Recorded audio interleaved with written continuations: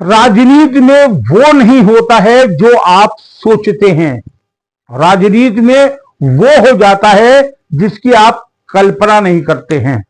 अनिश्चितता का ही नाम तो राजनीति है। और अब भारत की राजनीति में वो होने जा रहा है जिसकी आपने कल्पना नहीं की होगी। जी हां, एक बहुत बड़ा धमाका होने जा रहा है भारत की राजनीति में, और एक ऐसा खेला होने जा रहा है कि सब कुछ धराशायी हो जाएगा। वो विपक्ष जो कल तक ये बोल रहा था कि उसने नरेंद्र मोदी के मॉरल को डाउन कर दिया है, जो ये कहता था कि नरेंद्र मोदी के कंधों को झुका दिया गया है, जो ये कहता था कि नरेंद्र मोदी आंख से आंख में आंख डालकर बात नहीं कर सकते हैं, वही मोदी अब वो करने जा रहे हैं जिसकी आपने कल्पना नहीं की होगी।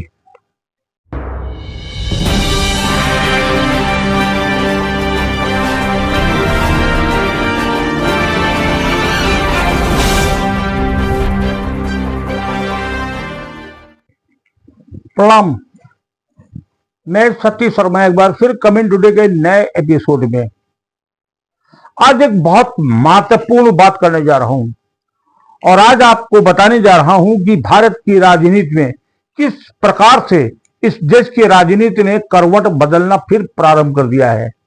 और आज बताऊंगा कि कैसे एक बड़ा धमाका भारत की राजनीति में होने जा रहा है, और कैसे वो विपक्ष कल तक जो नरेंद्र मोदी के झुके कंधों की चर्चा कर रहा था, आज पूरी तरह न सिर्फ उसके कंधे झुक गए हैं बल्कि वो धराशायी होने जा रहा है। जी हां, भारत की राजनीति में एक बड़ा परिवर्तन होने जा रहा है, और जिस दिन ये परिवर्तन हो गया, मान के चलिए कुछ इतने बड़े बिल, कुछ इतने बड़े प्रस्ताव और कुछ इतने बड़े निर्णय नरेंद्र मोदी द्वारा लिए जाएंगे कि भारत ही नहीं बल्कि पूरी दुनिया चौंक जाएगी। जी हां, हरियाणा और महाराष्ट्र के चुनाव में विपक्ष की करारी पराजय और भारत की प्रचंड जीत के बाद समीकरण बदलने लगे हैं। और अगर ईमानदारी से देखा जाए तो समीकरण बदलने का सबसे बड़ा एक कारण जो समझ में आता है वो है राजनीति का बड़बोलापन। कहते हैं कि राजनीति में बड़बोलापन बिल्कुल पसंद नहीं किया जाता है, और आमतौर पर ऐसे राजनीतिज्ञों की छीछालेदर हो जाती है जो बड़बोलेपन के दम पर ही राजनीति करते हैं। उसमें कुछ नाम बड़े प्रमुख से हैं, जिसमें एक नाम इस समय सबसे ज्यादा चर्चा में है, वो है संजय राउत का। महाराष्ट्र में उद्धव ठाकरे यानी उद्धव की शिवसेना के सबसे मजबूत सिपाहीसालार माने जाते हैं संजय राउत।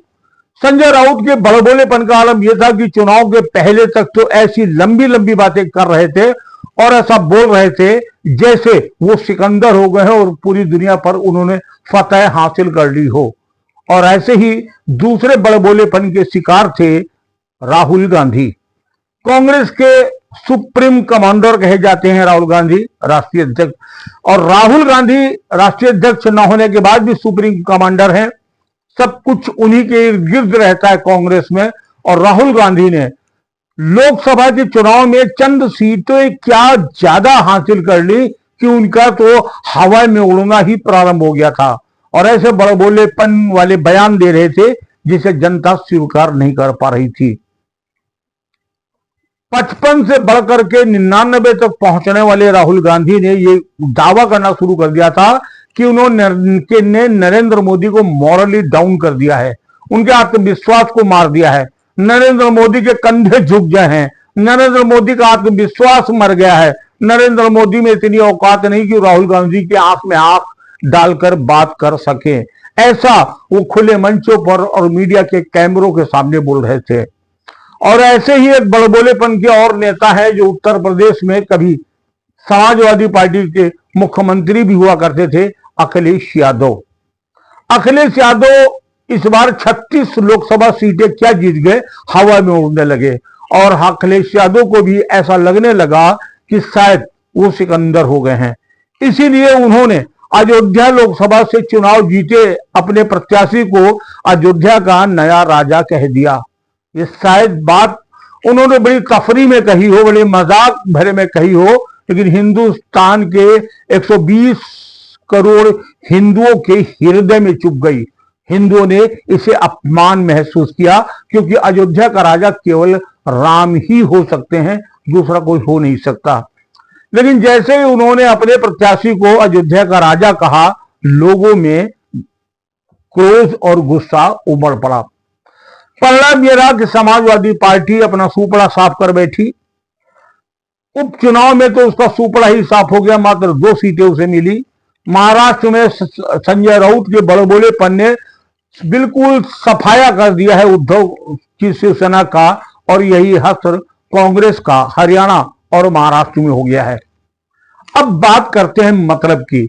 मतलब की बात यह है कि भारत की राजनीति में अगर आपको सत्ता पानी है तो उसके जादुई आंकड़े को पार करना पड़ता है, और वो जादुई आंकड़ा है 272 सांसदों का। भारतीय जनता पार्टी 2014-2019 के चुनाव में तो बड़ी आसानी से इस आंकड़े को पार कर गई थी, लेकिन इस बार जब उसने नारा दिया 400 पार का, तो फिर वो पीछे रह गई और मात्र 240 सीटों पर ही उसे सब्र करना पड़ा। बस इतना होते ही विपक्ष को यह लगा कि भारतीय जनता पार्टी चुनाव हार गई है, और परिणाम यह रहा कि एक बार फिर नरेंद्र मोदी के हाथ में सत्ता होने के बाद भी विपक्ष अपने को इस देश का राजा घोषित करने पर आमादा हो गई। भारतीय जनता पार्टी पर के पास एक तरफ जहां चंद्रबाबू नायडू और दूसरी तरफ बिहार के मुख्यमंत्री ने समर्थन दिया, उससे सरकार तो बन गई। उन्हें इस बात का भी अंदेशा होने लगा कि आज नहीं तो कल चंद्रबाबू नायडू और बिहार के मुख्यमंत्री नीतीश कुमार भारतीय जनता पार्टी से समर्थन वापस ले लेंगे और भाजपा की सरकार गिर जाएगी। हालांकि विपक्ष यह मंसूबे पाले बैठा था विधानसभा चुनाव के पहले ही, उसके मंसूबे पूरे नहीं हुए। भारतीय जनता पार्टी का जो एक अंदर का है, जिसे थिंक टैंक कहा जाता है, वो लगातार ये कोशिश कर रहा था कि अगर हम 240 पर अटके रहे तो शायद वो निर्णय नहीं ले पाएंगे जिससे जो निर्णय मुझे चाहिए, क्योंकि एक तरफ नायडू पर भी जहां पूरा विश्वास नहीं है, वही नीतीश कुमार भी को पलटू राम कहा जाता है। तो आखिरकार भाजपा अपने मंथन, अपने जुगाड़ में लगी हुई है, और ऐसी संभावनाएं प्रबल होने लगी हैं कि बहुत जल्दी भारतीय जनता 272 का आंकड़ा छूने जा रही है। अब यह हवा आई कहां से? आई ये कि एक तरफ जहां महाराष्ट्र में करारी पराजय के बाद उद्धव की शिवसेना में बगावत है, उद्धव के सारे नेता इस बार उद्धव ठाकरे पर दबाव डाल रहे हैं कि संजय राउत को पार्टी से निकाला जाए। उद्धव संजय राउत को निकाल नहीं पाएंगे, और बचे कुचे उनके पास जो 9 सांसद हैं वो उनका भी दम घुट रहा है, क्योंकि एक तरफ जहां औरंगजेब की मजार पर जाकर उद्धव ठाकरे ने बाला साहब की राजनीति को तिलांजलि दे दी, वहीं उनके 9 सांसद ये सोच रहे हैं कि यही रहा तो अगला चुनाव उनके लिए मुश्किल ही नहीं होगा, बल्कि उनकी राजनीति का अंत हो जाएगा। तो बड़ी संभावना है कि 9 सांसद उद्धव ठाकरे की सेना को छोड़ने का प्लान बना रहे हैं, और हो सकता है कि किसी दिन ये सूचना मिले कि उद्धव के 9 सांसदों ने भारतीय जनता पार्टी ज्वाइन कर ली है। और 8 सांसद लिए बैठे शरद पवार की राजनीतिक हस्ती भी लगभग मिटती नजर आ रही है। उनके सांसदों को भी लग रहा है कि अब यहां उनकी दाल नहीं गलनी है, तो 8 सांसद वहां से जल्दी ही कूच करने जा रहे हैं, और ऐसी संभावना है कि उद्धव के 9 और शरद पवार के 8 यानी 17 सांसद एक साथ भारतीय जनता पार्टी को ज्वाइन करेंगे। और सबसे ज्यादा चौंकने वाली खबर आ रही है उत्तर प्रदेश के, कि उत्तर प्रदेश में अखिलेश यादव के कुछ सांसद भी गिरोहबंदी करने में लग गए हैं, जिनकी संख्या 13 के आसपास बताई जा रही है। और उधर कांग्रेस के भी कुछ सांसद उनसे गलबहिया किए हुए हैं, और ऐसा मान रहा है कि हो सकता है भारतीय जनता पार्टी 272 ही नहीं बल्कि 300 का आंकड़ा पार करने जा रही है, और जल्दी ही ये सारे सांसद एक साथ भारतीय जनता पार्टी को ज्वाइन करेंगे।